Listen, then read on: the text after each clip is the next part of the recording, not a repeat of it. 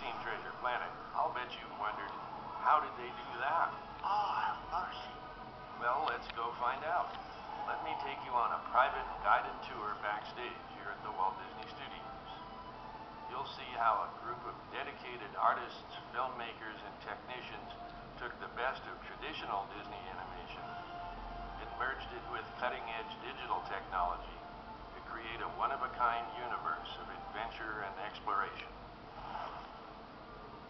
Come with me and we'll explore the wonders of Disney's animation magic.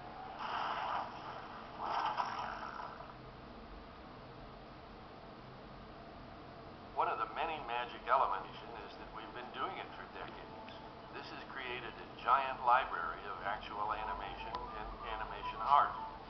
Around here we call it the ARL, which stands for Animation Research.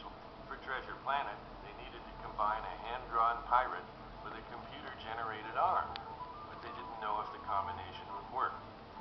They knew they had to try it out, so they went right to the ARL, where there was a pirate in storage, Captain Hook from Peter Pan. Take a look at how the Disney guys taught an old pirate a new trick. One of the steps into the future for us is how can traditional animation and CG animation blend onto the screen so that you believe they're part of the same character. Well, to test this out, we went to the past. We took a look at some animation that really had a lot of vibrancy and life to it. And the challenge was, could we take a CG element and put it onto that and see if it could still carry the same emotion, the same acting? Well, that's what you're going to see now. You will go ashore, pick up Tinkerbell, and bring her to me. You will go ashore, pick up Tinkerbell, and bring her to me. You will go ashore, pick up Tinkerbell, and bring her to me. Pretty interesting stuff, huh? Just another way the Disney animators use every resource on hand to create Disney's animation magic.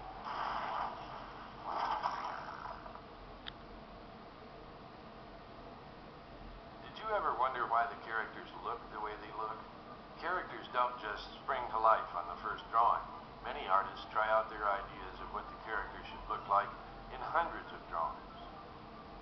Once a final design is determined, a model sheet is created. That way, every animator who draws a character can check that they're drawing it the same way. But since the character must also move believably in 3 dimensions, there's another model to be made. Take a look at this. Treasure Planet combines computer and traditional animation techniques to create a fantastic universe. The film's blend of tradition and cutting-edge technology extends to the creation of the small statuettes called maquettes that are created for reference purposes. Officially, the first film that Disney created where they hired a sculptor specifically to sculpt maquettes, that film was Pinocchio. Because the character was a marionette, they thought, well, let's build a marionette to use for reference. And from there, it evolved into becoming a whole department that created sculptures.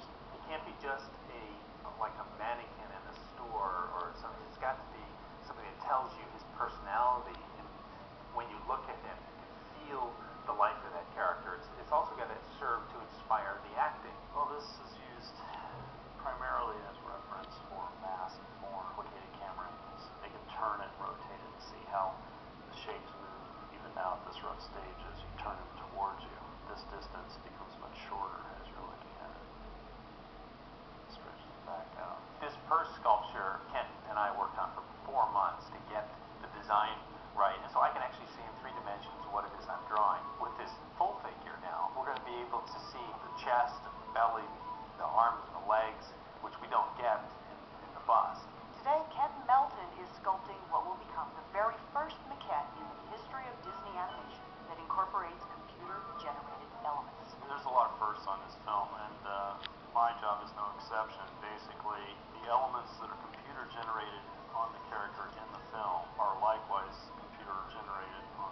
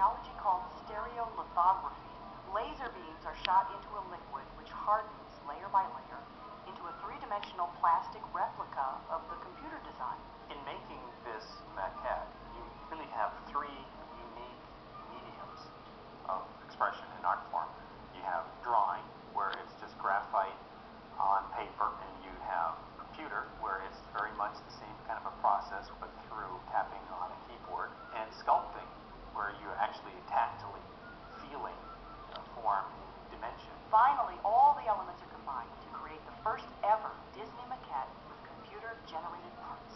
Wasn't it supposed to be his left arm that was supposed to be You would think this many years later we'd still be doing new things, but we are.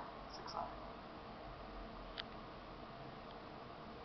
Making sure each character has the right screen appeal is another part of Disney's animation magic.